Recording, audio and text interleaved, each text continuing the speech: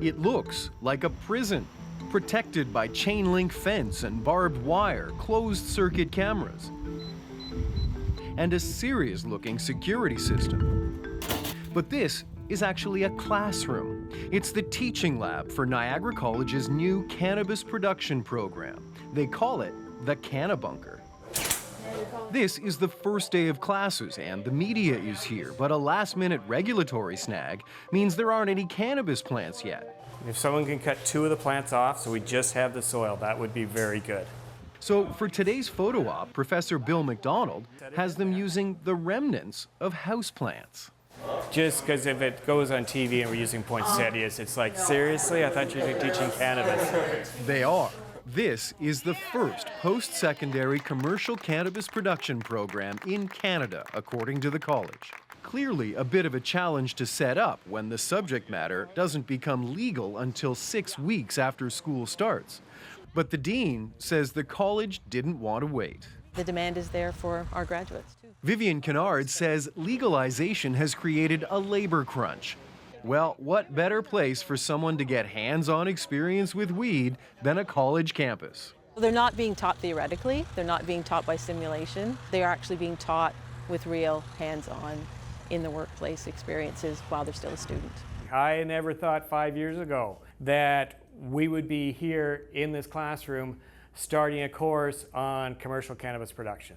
There is a classroom component where students will learn about things like regulatory and trade requirements, but this is mainly a course that will teach these students how to become very good at growing pot.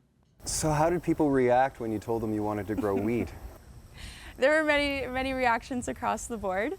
Some people still say I'm studying horticulture to their friends, which is fine. I think there is still a lot of growth in terms of how people view this kind of science, but at the end of the day, it is a science. We are growing plants, and in a lot of ways, medicinal cannabis has helped many people. Elizabeth Foley has an honors degree in biology from Western University. She was one of hundreds of applicants. Only 24 students got in. Student John Skilnick is an ex-cop. Could you have imagined all those years ago working as a Mountie that you would be growing weed one day? No, not at all.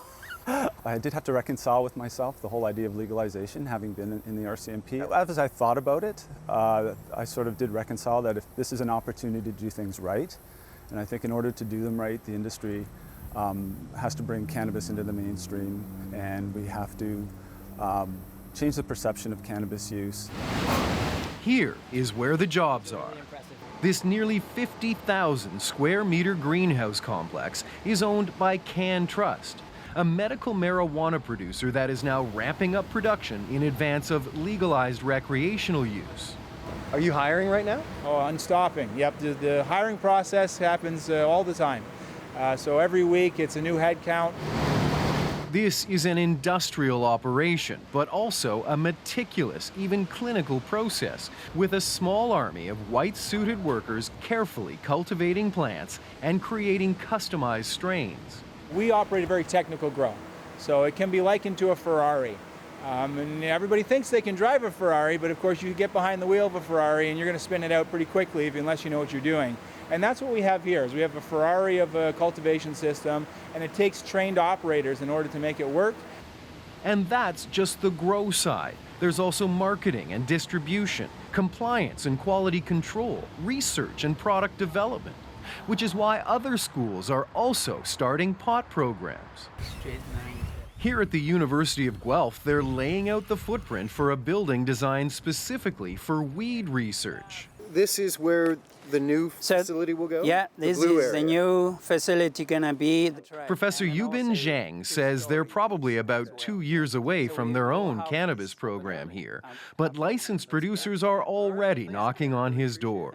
I frequently get phone calls. Yubin, do you have any graduate students? We want them. They need them. CannTrust is expanding, doubling the size of this facility, and that's just the beginning. Currently, we're shipping to around 45,000 clients in the medical system and looking forward to being able to service 10 times that in the non-medical marketplace. Making pot no longer a sideline, but a career, because growing weed just isn't what it used to be. Aaron Saltzman, CBC News, Vineland, Ontario.